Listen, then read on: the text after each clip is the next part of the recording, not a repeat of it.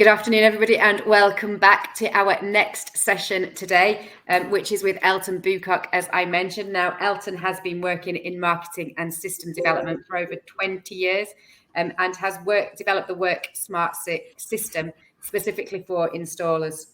Worked firsthand in the installation industry prior to developing that system, so really got to understand kind of what the issues were for installers to develop the software and the systems that he's going to talk to you about today. So we're building on the WorkSmart series that was developed in conjunction exclusively for Fit Show and pulling together some of the key learnings into bite-sized business builders for today. So we're talking about the industry, we're talking about growing your business, and so hopefully we're giving you all the inspiration you need to grow your business. I'm going to turn off my microphone and my video and hand over to you, Elton, if you want to share your screen and crack on with your session. Will do.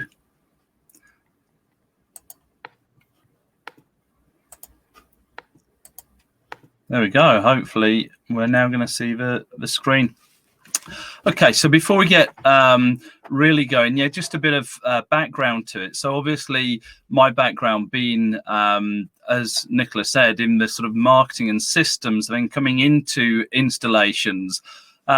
Through Business Pilot, we managed to collect a lot of information and a lot of different, I suppose, experiences of what installers were going through, and we still do that. But it got to a point where we had a lot of dare we say best practice information, and that was not just anecdotal but also data as well. So, and you've probably already seen like the Business Pilot barometer, so we could see exactly what was happening within the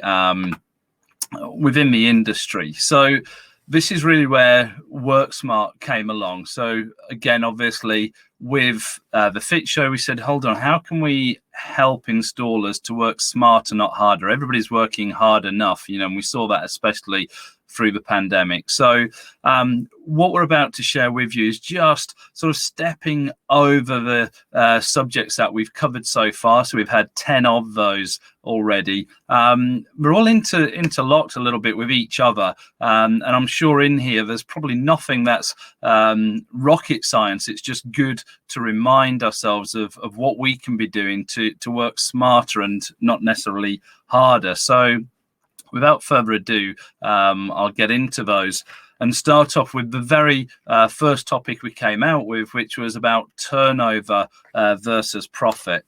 So let's have a look. So turnover versus profit, and beware of that margin erosion. So this was one of the first things I really understood about how when the sales guy can go out, sell the job, make certain assumptions, but before you know it, you get to the end of the job and you haven't quite made the profit that you're expecting. But it's not often on a per job. It's just you get to the end of a period of time and think, why haven't we made the level of profit that we expected? So that could be that it's not picked up on the sales side, or not picked up on the survey side, or it might even be internal. I mean, one of the things that we would see is people putting onto a system 0 value purchase orders so that they could just at least get the job moving. So it was all focused on getting the job moving because that's all about turnover. We wanted the cash coming through the business, and we just knew there was profit in the job. Well, that's a massive assumption. And so many installers we found were just working away, pulling in turnover, but not necessarily noticing profit, and not profit per job. When we looked, and we'll talk later about the materials mix, when we actually looked back at some of the best performing material choices, so whether it's UPVC, aluminium, timber, etc., some of the best were not necessarily the best turnover, but the best profit per job. But where was all the focus and energy going? So definitely keeping an eye on that profit, but on a per job basis, gets you to see things like, is it specific installers or fitting teams that are not making a profit on job? Do they seem to have more remedials? Are they causing more issues than other teams? Is it particular materials that are causing you those issues? Is it Is it consistently the same things that's been priced up wrong? Is it the same salesperson? And when you're looking on a per job basis, if you've got the tools to do that for you, you get to nail down on that profit bit far quicker. So that might be having an app for your salesperson, so that when they're out on site, they're actually taking photos of the job, so that before the surveyor goes out, they already know what issues to be looking for. It might be the same thing with a surveyor app, so that they're, again, collecting more data back for the office, so that when you actually build up that contract, you've got a lot more information back in the office. So that was the first place to start, and probably the best place, because it's easy to create turnover, not so easy to create profit. Something that became key as we were developing this was the second one, which was all about managing the supply chain. And we all know those issues still at the minute, in fact, probably more so. But it was becoming more and more apparent that there were going to be supply chain issues.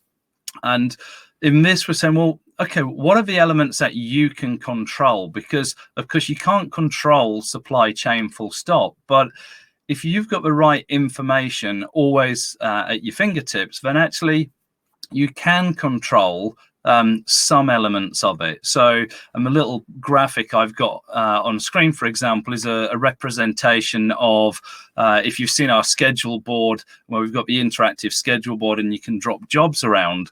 That's great, and it just represents what somebody else would do in, whether it's a whiteboard or a T-card system, but digitally. But of course, how sure are you that those jobs on your schedule are actually going ahead? Because you might not be able to control ultimately the supply chain, but how much wasted time have you got when things are not turning up on time? So this is all about having, and here we've got the tabs along the top. So those white lozenge shapes actually show you on a job, has it been ordered? Has it been delivered or confirmed? And then has it been delivered? So that you can manage your side of the supply chain. But equally, you can have a visual look. If you have your purchase orders out there and you're not actually getting them confirmed, it shows you ahead of time. So what tools are you using so that you know where you are with the supply chain, so that you can, if you like, push upwards to the supply chain to say, look, we're going to have an issue here because we don't have a confirmed delivery date, or we don't have this delivered. So it's all about managing the supply chain, and you've got limits to what you can do, but there are some things you can do. But managing the effects, managing the impact of supply chain issues. So making sure it really doesn't hit into the business. So, and in a similar vein, managing or improving cash flow. When we've got this hit and miss supply chain thing going off, you really need to get on top of the cash, because you can't assume that your schedule board is going to stay the same as you planned it out. So what can you do to improve cash flow and make sure that you've got that coming through? Well, what about your mix of job types? We're going to talk about that in a minute. That's definitely something we picked up. That's what I call the rock, pebbles, sands. So the big jobs, the medium jobs, and the small jobs. You need a mix of them all, of course. But in terms of your schedule board, that could be showing you what cash you'll be pulling in based on your current fitting schedule. So you might need to move things around so that it can help with your cash flow. So what are the tools that you can be employing to improve cash flow? Obviously, an interactive schedule board is a great way of doing it, but whatever tools you've got, how aware are you, or how much focused are you on the cash flow element when it comes to the the managing of when you're going to schedule jobs in there? So I spoke about that materials mix. You'll again a screen from the Business Pilot Barometer, just taken at random, so it's not particularly relevant as such, but it's just about are you using the right data? So are you tapping into information that's available to you to work out what people are currently buying? So what's popular at the minute, but also into your own data. So this is going back to that turnover versus profit. Are you looking at which jobs actually create profit for you rather than turnover? It's easy to be the busy fool, but it really is turnover, vanity, profit, sanity, cash is king, hence going back to the previous slide. So remembering that rock, pebble, sand thing, are you thinking about the right material mix? So the right product when you're selling it in? And do your sales guys know what you really want to sell in to make sure that's lined up with your particular business and the needs of your business? So one to think about. Then this one became crucial, of course, in March 2020 when we suddenly hit the pandemic. So what are you doing to plan right now for the unexpected? And it kind of, there is a little bit of you don't know what you don't know. Certainly in the couple of months leading up to March last year, we had a sense something was coming out of China, as it were, but we didn't know exactly what was going to happen. In fact, probably in March, we didn't realize quite how long things were going to go on. But that's a big one. And you could be forgiven for thinking, look, things like this are not going to happen all the time, but it might be the small things. So what if there was a power cut at the office, and it was out for the day? How is that affecting you? What if there was, a key member of staff that suddenly was taken ill and could not operate in the business for some time or ever? What if the worst happened? So what plans do you have in place currently for those unexpected things? And really thinking about the unimaginable, and what do you have in? So that might be again down to your systems. So for us that would be okay. Every single action that takes place in the business is all stored in one central place. Anybody can get access to it. So at any moment in time, should a single member of staff be taken out of action, somebody else can pick up from literally the last thing they did. So it's not waiting for a weekly meeting or a catch up or a contract discussion. It's live in a system, so that instantly you can take over from where things were left off. If that was if it was the power or a flood or a fire, having everything remote means at least you don't rely on the computers or the devices you've got in one particular location. And that's probably key as well when we come on to one of the later topics about data security. But I'm more thinking at this point if you were to think what could possibly stop your business from operating, and then come up with a plan for all of those unlikely, unexpected things, so that worst case scenario. So I remember back in March, we had the conversation, said if we can never come back to the office ever again, what is it we will miss? And we made the whole business completely virtual, not thinking that we might never come back to an office, but we never need to go back to an office, because we looked at exactly that, and it woke people up to the unexpected might actually just happen. So I think that's a really key one. When you look at the vulnerabilities in your business, where are they? What's your plan to do something about them? You're probably extremely busy right now. Most installers are. But now's the time you still need to be doing things, because if you're going to be busy until that unexpected happens, that's when you get the best opportunity to fall off a cliff. So don't fall off the cliff. Get planning now for the unexpected.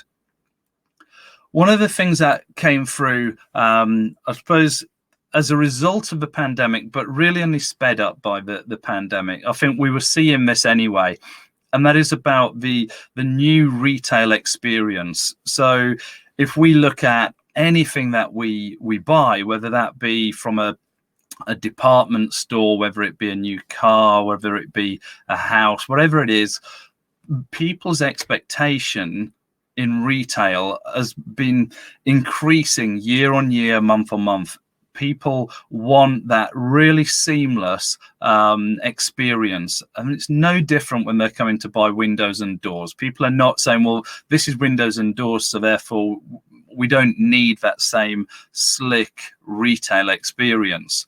So given that people's expectations of retail experience are now higher, again, what do you do within your business to make sure that the experience they receive when buying through you is no different to what they might receive from their favorite online retailer or even a physical store? You know, and of course, things now have become more and more online, and time will only tell as to how much we go back to the real world as opposed to the virtual world. But one thing is for sure, there is a continuing trend for more and more things to be digital and to be online. So how walk through that experience, you know, do that almost dry run of go to Google, search for your company or the products that you're selling, have a look, what would somebody see if they then clicked on the website, what happens next, how easy is it for them to get in touch with you? If they did get in touch with you, how does that whole process look? So therefore that's really looking at the journey and how nice is it. If they deal with a particular salesperson and then the next time that salesperson isn't available, what happens? You know, do they get told the particular salesperson will call them back? Well, is that what you would want from your retail experience if you were buying from, I don't know, you were going on a holiday, so you'd called up your Virgin or your Kuoni or your TUI, whoever it is.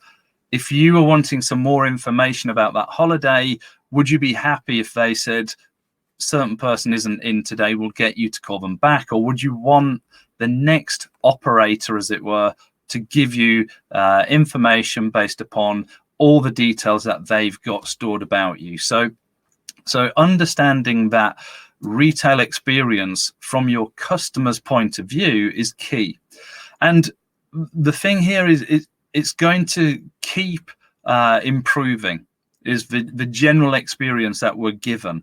And therefore, you're going to have to keep improving the experience that you give, because people are comparing you to all the other experiences that they are receiving. You know, so we've really got to think about this and watch the experiences that you're given when you go to buy something, and be permanently thinking, how could I make our business be more like that?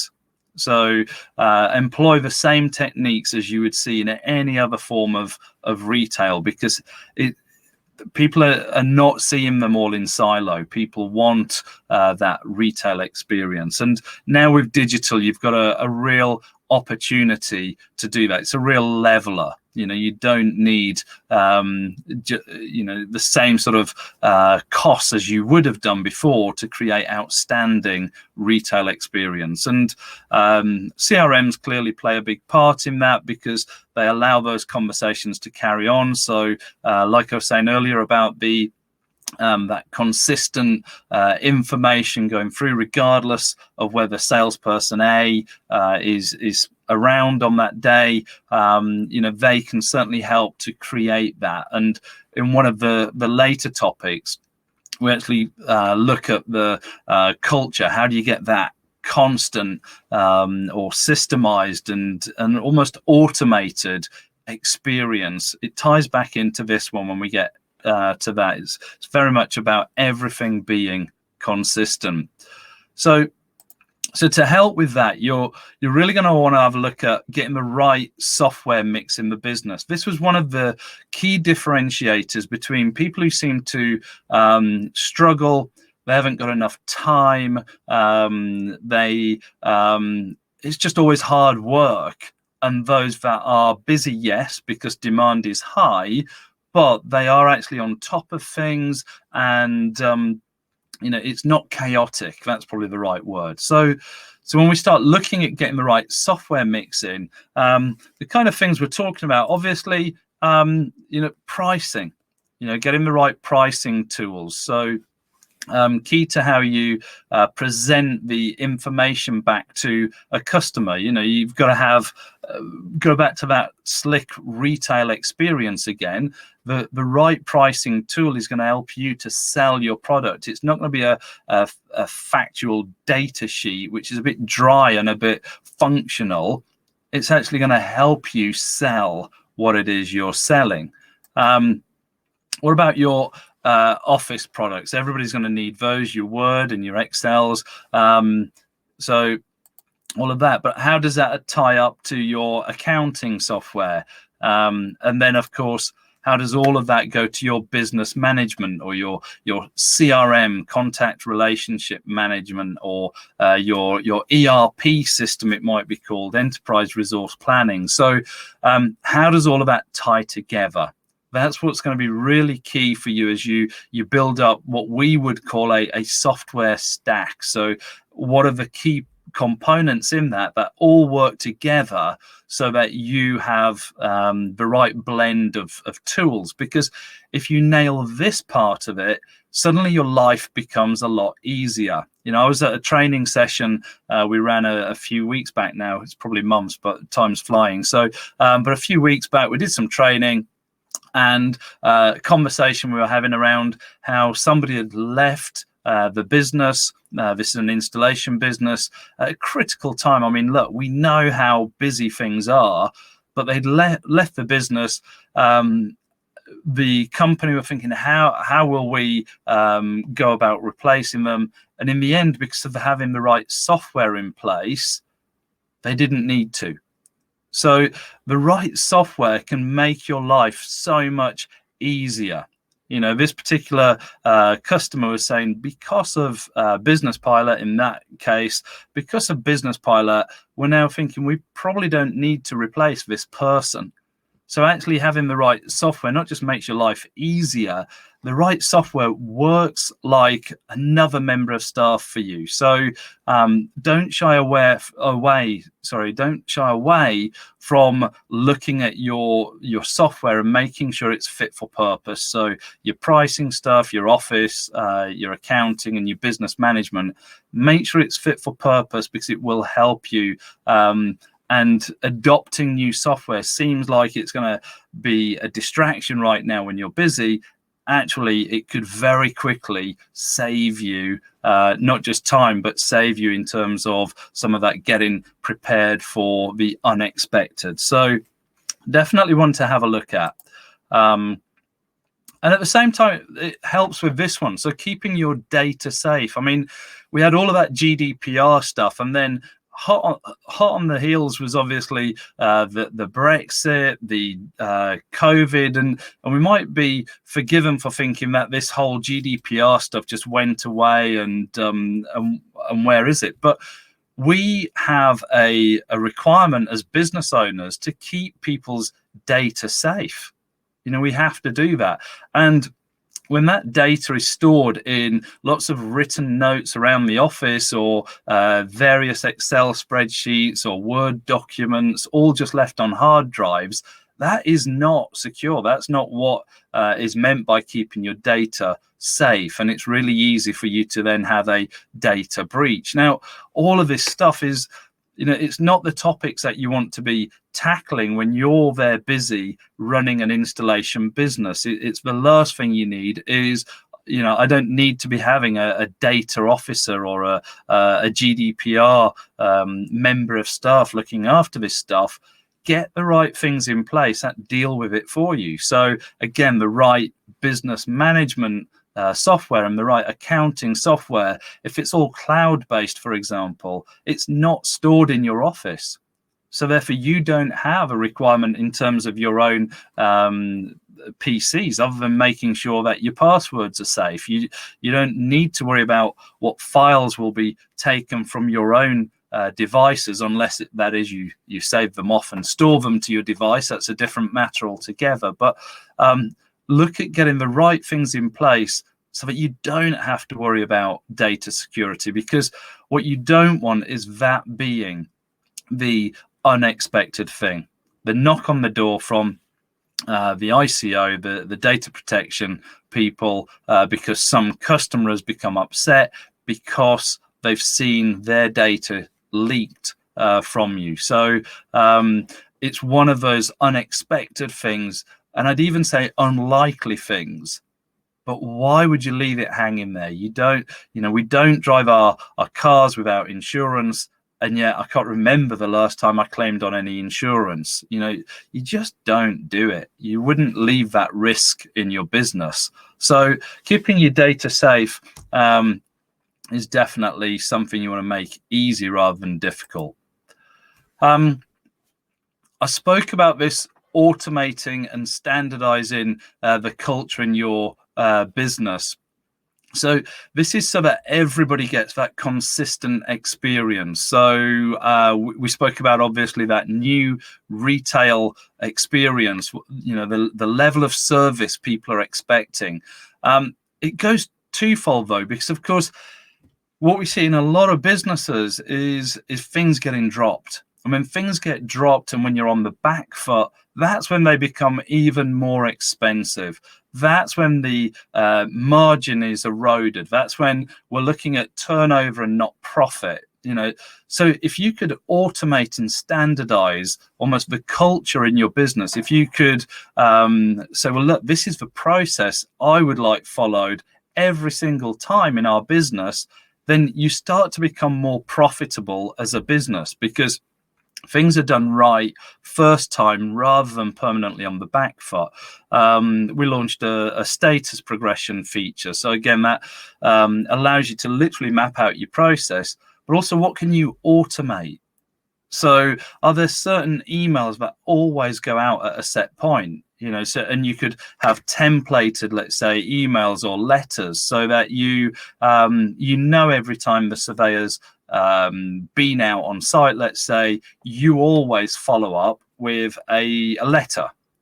Well, why can't you automate that? Or more to the point, you can automate that. So how about mapping out your processes and then making sure they're followed every time the same way? And you might have various processes, by the way, depending on the job. So you might have different processes if you're doing conservatories to if you're doing windows, if you're doing new builds to if you're doing refits. So you can map all those different processes, but the key here is almost knowing exactly what you want done in the business, and then making sure it's followed to the letter every single time, and there's a check on it. Now, there's a beauty of having that all inside a piece of software, of course, because then you can start to see where things are getting stuck. So you can have reports coming out the back to say, look, we have X number of jobs stuck at the booking appointment stage. We've got Y number of jobs that have been surveyed but not convert to contract, or whatever your process is. That becomes quite key in your management meetings, because you're not having to dig around for all this information. It is presenting itself to you live 24/7 from anywhere. You can manage your business, and that's where you start to get that the retail experience, but also the profitability up as well at the same time. So definitely automating and standardizing your culture is a key part to this. And then we've got the data analysis for business owners, not scientists. I'm really sort of key on this. I spend a lot of time looking in things like Google Analytics, and you could spend hours, if not days, possibly even weeks, looking at the analytics behind your website. Well, in the same way, you could do the same with your business. In fact, We did. I remember when we first started looking at Business Pilot, this was because I was working in Chairwell Windows at the time, and we'd spend so long with spreadsheets trying to analyze different parts of the business because we were wanting to grow, but also to grow profitably, grow efficiently, and not just be busy fools, not just grow turnover. So it was all about creating a better business, and therefore we'd spend a lot of time creating different spreadsheets and so on. But with the right software, what you should be able to do is just pull out the key bits of information so that you're now getting data analysis, big word, but the management information that is key to running your installation business, but designed for business owners, not scientists. If those numbers are too confusing, if they're too technical, it's not helping you, because you want just quick information that sort of comes to you so that you can create impact in your business. So getting simple reports that are always there, always live, always telling you what's happening in your business is key to going forward. So those were our 10. And I think, as I said at the beginning, a lot of them are kind of, they're interlocked. It's, if you're going to run a more profitable business rather than just a bigger turnover business, then lots of these other things we've spoken about feed into it. So creating that better retail experience, creating a standardized sort of culture, or certainly performance across the board, they all come together in one anyway. So they're just little bits. Like I said at the beginning as well, there's no rocket science here. Sometimes we just need reminding of it, pushing on it, a little nudge to think, you know what, I know I should be doing that, and I've not done it because of. And the biggest thing we see is definitely that I'm too busy to do it now. And that's a huge mistake. Start implementing some of these things into your installation business, and you will reap the rewards far quicker than you think. Yes, there's time involved in doing any change, but you'll reap the rewards far quicker than you'd think. So, so in a nutshell, what I would say is work smarter, not harder. Don't be that busy fool, because if you don't, your competitors will. And that's the key point here. If you have a look at the companies that you want to work with when you're buying whatever it is, whether you're buying it for the business or whether you're buying it for yourself at home, you've got choice. And your customers have got choice too. So make sure that yours is the installation company that stands above the others. And the way you do that is through some of these things that we've spoken about, getting the right processes in, the right software in, and making your life that bit easier when it's difficult enough.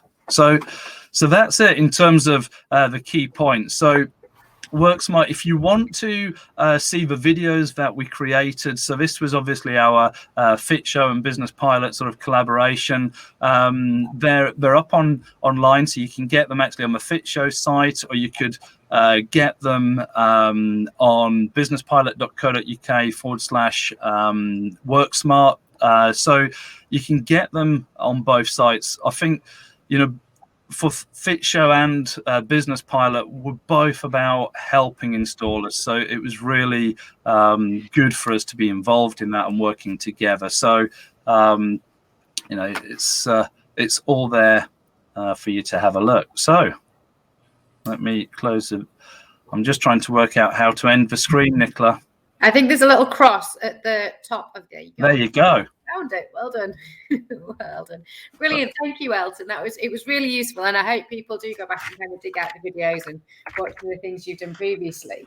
And I love that comment, which I think is so pertinent for all businesses at the beginning. It's easy to create turnover. It's much harder to generate profit. And quickly, all that hard work and all that money you see coming into the business, if you're not careful. And I think, Nicola, at the minute, it's key because demand has shot through the roof, as it were. There'll be a lot of installers right now that are they're doing the turnover. And then it's only when the accountant has a look at it, they're going to think, well, where did all that go? Absolutely. So it's really key. Yeah, definitely. And a couple of questions I've had in. So one was to say, you said at the end there in your summary, start implementing some of these things. Don't make the excuse you're too busy. And you absolutely acknowledge that people are busy at the moment, as we've just said, demand's rocketing. But what would be the 2 or 3 priorities that you think? And I know this will be different by business, of course it will. But if there were sort of things to start tackling first, what do you think they would be? Yeah, good question. So obviously, you're right. It depends on the business in terms of what they've already done. And also you'll have somewhere there's real pressing need. So let's just exclude that for a second and just go general for a minute. Map your process. Map your process. Know what your business should do. Whether it does or doesn't, that's stage 2. But map your process and know exactly what it should do. And then you've got to follow it. The second is to just have a look at all those things in your business that are working for you or not working for you, and be really harsh about it. Just because you've always done something doesn't mean you should do something. So just take a look in your business and say, what are the things that are tripping us up? But we're still going to do it tomorrow because it's easier than it's easier than us making change. So we'll carry on making the same mistake. Completely. And that's the thing when businesses start to look at how they do things, and you kind of go, oh yeah, but my granddad started the business and he did it that way. And it's like, yeah, but that was in a very, very different world. It's really hard to let go some of those things that either you've brought in or our ancestors have brought in.